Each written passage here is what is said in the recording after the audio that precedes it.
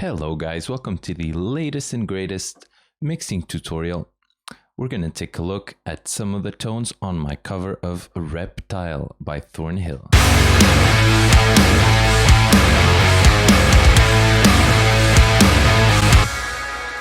So only when I started working on this song did I realize they're going to have a new album out right when I'm going to release this, so that's funny. There's a few songs I like so far. Let's see where we end up with in terms of covers. But let's talk tones. So my mix bus has a new guy today. So this is Golfos by Sound Theory. I'm doing the demo on it to see if it is worth my money. And what this guy does is it has this very cool algorithmic curve of what sounds pleasant to the human ear, and then it just applies it to your mix in with different parameters. So recover is going to be pushing out some frequencies it thinks you would like to hear more. Tame is what's going to be taking off some of the frequencies it thinks you're going to like less. So you can see it duck on the harshness. And what does recover do? It's boosting these very nice highs at, let's say, 14K and giving it a whole bump in the low mids. This is just reacting to my noise floor, by the way. You'll see it with music. Then bias chooses how biased you are towards recover and taming.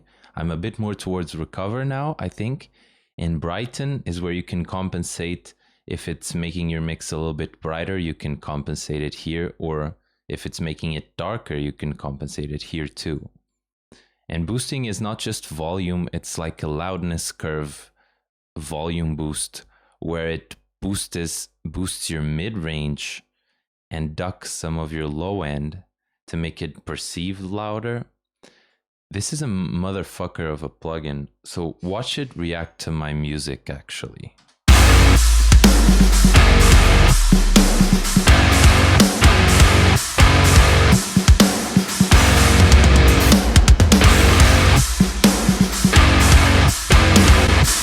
What you can see it always do that I like is give it extra high end. This sounds like a very natural high end boost that I really like. That's the main thing I'm liking about it so far.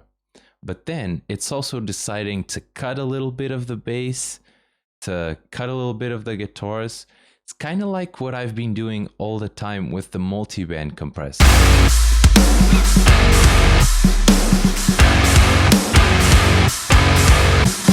What this guy does is it cuts frequencies when they might be too loud.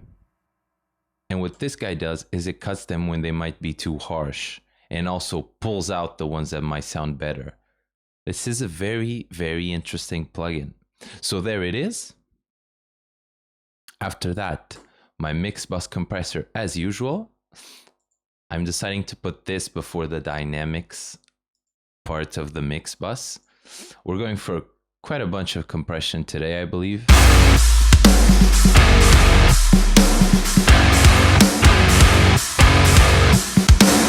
So anywhere between -2 and maybe -4. But on that little part, there's a big bump.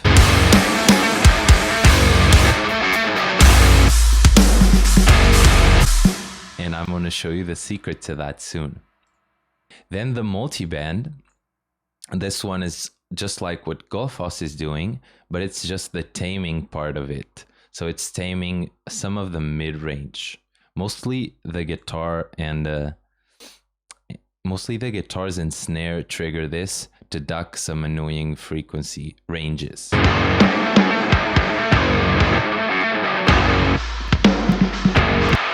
You can see this is the guitar. And this is like the snare and the low end of the guitars too. Then our limiter. After all this, working pretty hard too, I believe.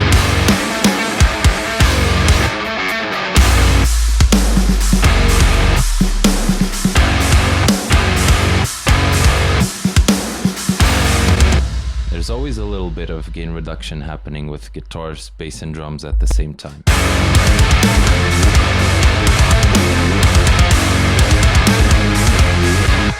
To me, this is a limiter that's working kind of hard. But today I'm on Intelligent Release Control 1. 2 is a release control that really lets the drums poke through, and 1 kind of softens them out. And that is because of the different drum sound I am using, which is the Periphery 4 kit by Get Good Drums.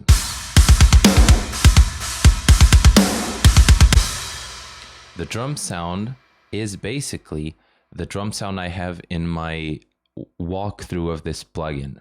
So that drum sound is already explained in a lot of detail in that video, which you should go watch. But then I'm going to explain here some differences I made. Because like I said, it was a bit too pokey, which worked nice on the Satellites cover. But here it was a bit too much. So here it's a bit softened out, and I'm going to tell you how I got that. So after you've watched the mixing tutorial for that one, the difference is on the kick, snare, and toms, there are 2 extra plugins each.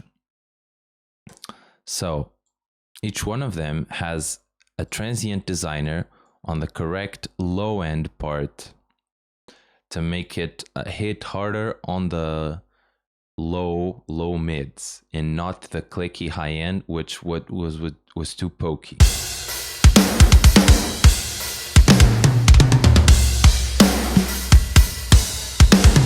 You can see kick, snare, and toms get a little boost of low end every time they're hit, and then they run into limiters. So again, kick, snare, and toms. These are here to cut down on the peaks and to bring up the sustain.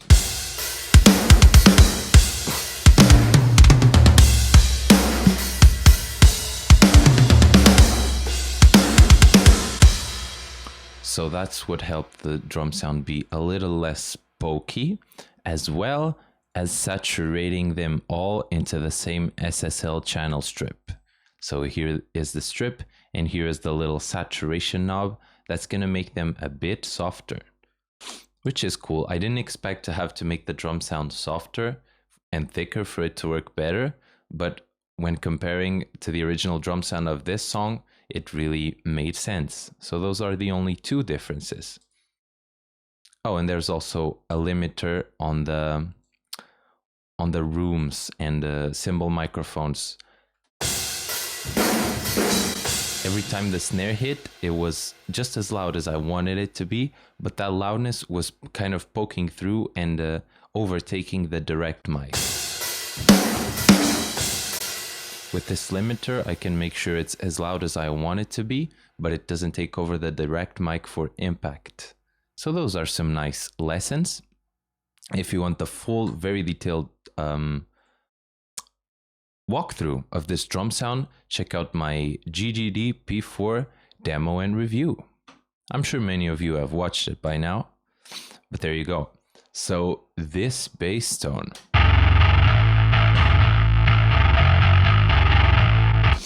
excuse me, I'm kind of sick, but you know what else is sick? This bass tone. Oof.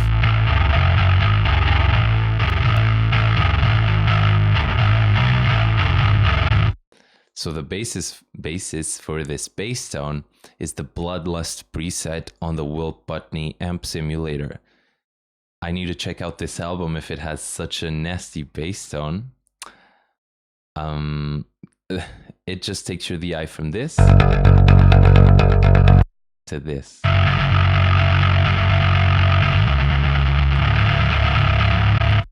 It's just some insane distortion brought to you by this pedal. I turned down the gain a little bit and turned up the tone for some more clankiness. Then onto some EQ. The EQ decisions are a filter for the sub lows at about 70 Hertz. That's a bit too high. Yeah, it's about 60. That makes more sense. And a high-end filter, down at about 8K to get rid of fizz. Then you boost some cool stuff, namely this, I hate when I touch it, it changes. I just want to be able to read it. That's one bad thing about this plugin. So about 70 hertz is being nicely boosted, 1K for that clank, and 5K for that, fizz.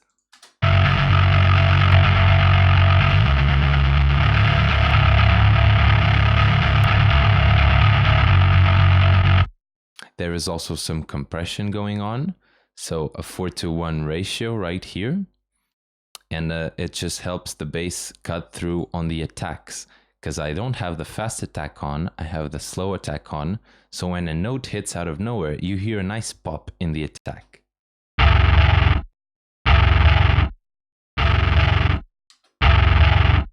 It just helps it poke through a bit more. This EQ is here to try to get a crazy low end going. So another filter for the subs, but then it's a resonant filter that boosts at around the F sharp that is being hit right here. If I exaggerate it,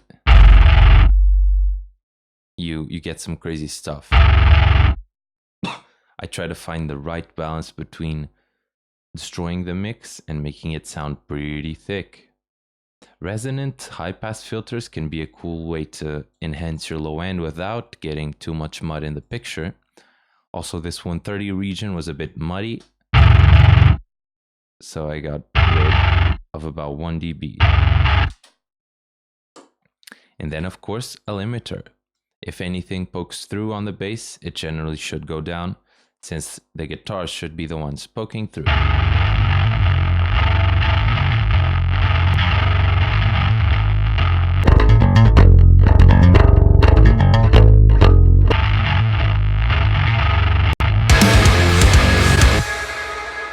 Kind of a crazy tone. I don't think it worked too well, but it sounds so cool on its own that I wanted to hear that distortion with the guitars. I need to try something different, but that tone has to have a perfect application that I will meet soon. And then the clean bass tone on the break is just the Will Putney thing with the pedal turned off, same preset.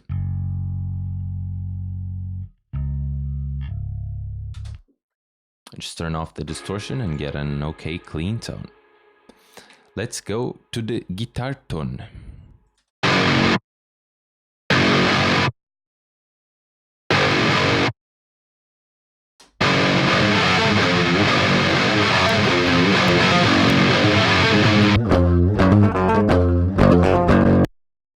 All right. First piece of the puzzle is the STL Will Putney again. I chose Amp 2, so the Bogner emulation, and Cabinet 4. I'll go through each of them so you can see why I made this choice.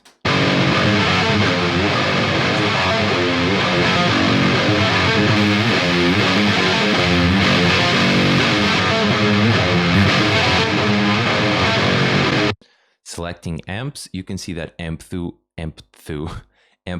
has the thicker character that I like. I have EQ'd it to taste already, and let's see the cabinet.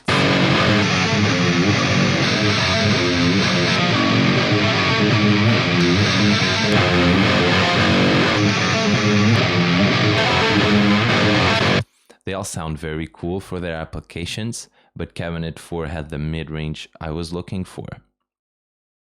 Then on the EQ section, all I did was filter the low end up to 105, it's all rumble, and down to 12K, it was all fizz. Then the next plugin is getting rid of some harshness, so this Brainworks refinement gets dynamically rid of all those harsh little frequencies that might be annoying.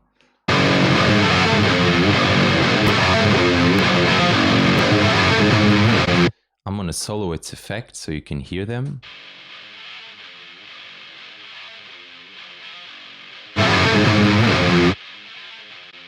It's some hissy 3K stuff and also some honky mid-range too. So this is a cool plugin. This EQ is here to control our low end, another 105 filter to get rid of even more mud, and then there's more mud at 260 and 450. Let's listen to these.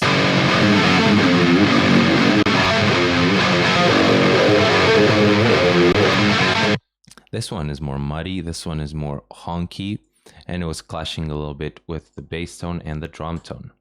There's a lot of guitar compression today. This was to get the guitars very much always in the same spot in terms of volume. And yeah, this is my usual guitar compressor, but now we're going to be hitting it about -6 every time.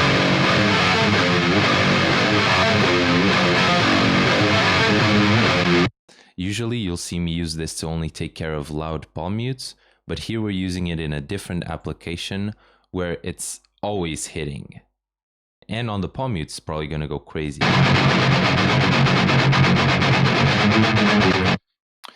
I'll either do -1 all the time and then palm mutes -3. But this is the other extreme where it's -6 all the time and then palm mutes is like -9 or -10. It's all different sounds. You can turn this off and...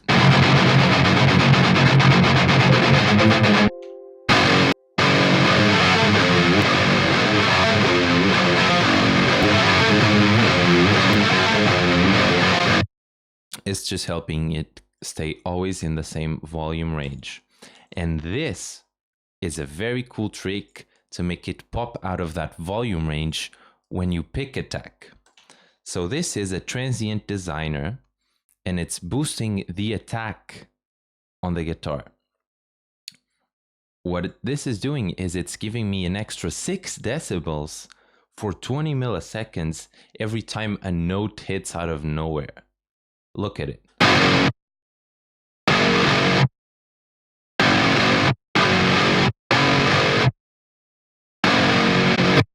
I'm going to turn it off and listen to the pick attack.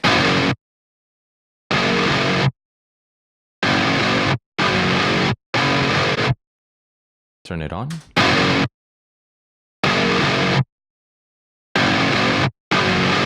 It just has this stupid, almost unnatural peak of volume every time a note hits. It only happens when there's silence, so the only part where it's really working is at when the guitars come in, and in the beginning too,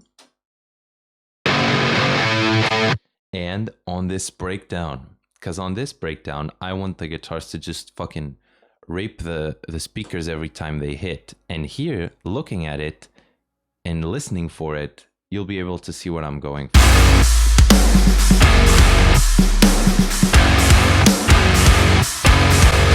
Every time these notes hit, the pick attack on them is crazy, and it's almost as loud as the kick. So try a transient designer on your guitars to do a trick like this. Very cool. The lo-fi guitar in the beginning, it's the same tone, but the EQ has the filters jack all the way up and down for the low pass.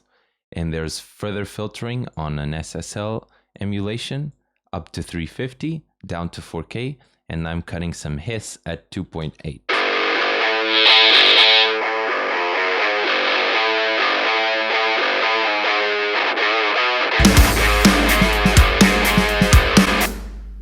Then there's this guitar that's on the build up to the breakdown.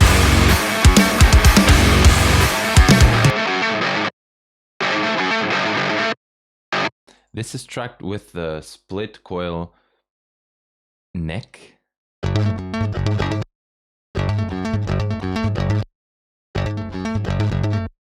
And then when it goes to the same lo-fi amp,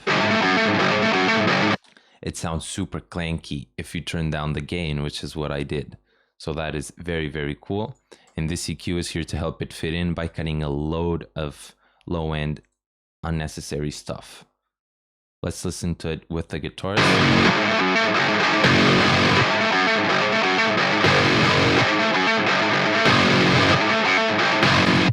This is a very cool thing Thornhill did on this song. I really like the split coil tone between the heavy notes. The clean guitar on the breaks.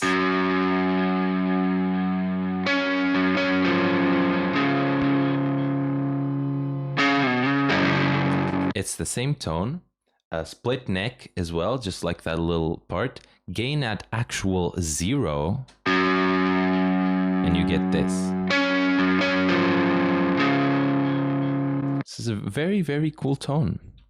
Then, of course, some EQ to make it fit. A filter up to 70 and down to 5K to get rid of some pretty harsh stuff that comes from the tone being cleaner. And the most important part is this delay. So this is a ping pong delay in quarter notes, and it just makes, and lo-fied, of course, it just makes the whole thing come together.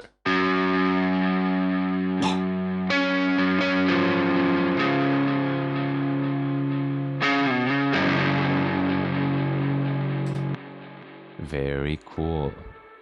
So here's one of those wet lead sounds that have every plugin I ever got in the same track.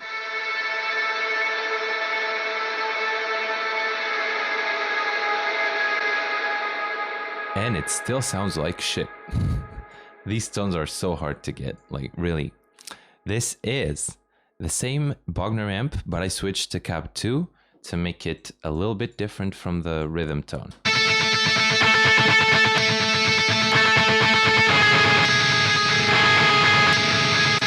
I like Cab 4 better, but then it just melded with the other tone because it was the same cab and I wanted it to poke through a little bit, and Cab 2 has this really ringy high end that helps do that.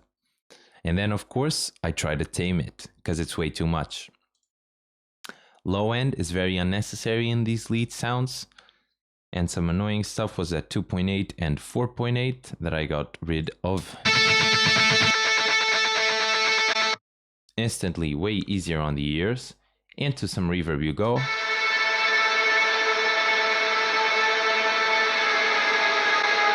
So that's 100% mix. Low cut up to 300 Hz to get rid of rumble, and 16-second decay, as well as some modulation. That's cool. Then another similar EQ, but after the reverb, so we get rid of the rumble of the reverb and of some honky frequencies of the reverb, and the high end on the reverb too.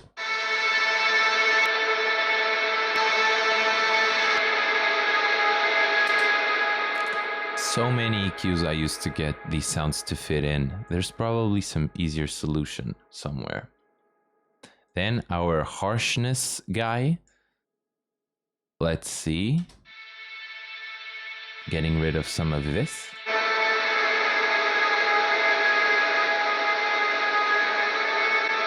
And then this secret Reaper plugin, which helps me get a lead out of the center and into the sides more.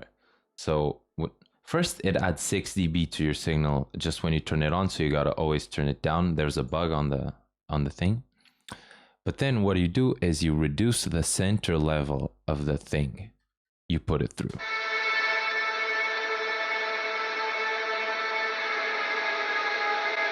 If I put it in mono, you'll just hear it get quieter. But in stereo, you can hear the sides remain and the center disappear.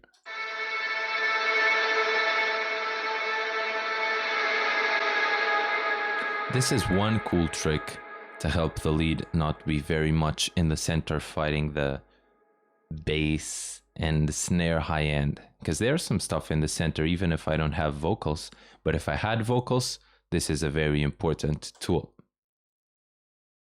And then there's an imitation of that track. It's just duplicated, but there's extra EQ on it to make it softer. So it's just a low pass at 2000 to get rid of a lot of high end to make it fit the quiet parts better.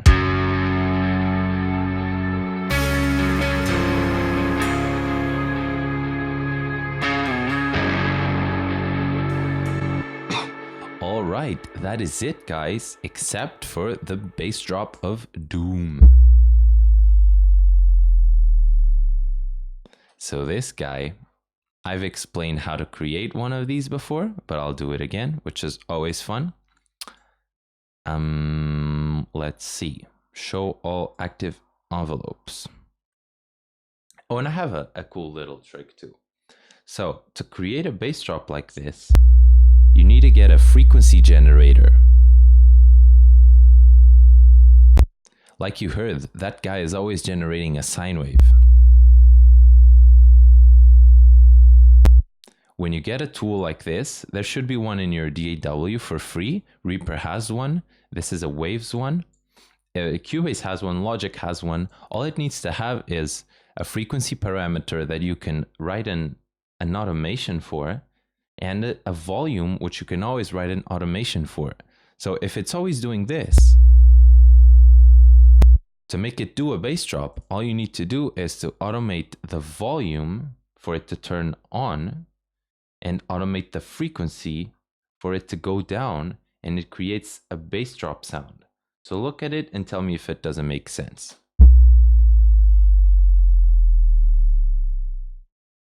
That's how you get a bass drop out of a signal generator. And the cool trick that I did on this one is that I made the initial thing have a little bit of an attack by drawing a different volume envelope, where for just the slightest bit, it's 6 decibels too loud. You can even hear it attack and distort my mix bus compressor and Golfos. I think Golfos is reacting stupid to this. You see how Golfos is listening to this and being like, okay, that's way too bassy, so let's just boost some high end. This is a very intelligent EQ. Well, that is it, guys. Thank you for watching this mixing tutorial. Be sure to check out all other mixing tutorials if you're new here. Thank you for your support. Your support covers access to every single one, so be sure to do it. And I'll see you in the next one. Take care.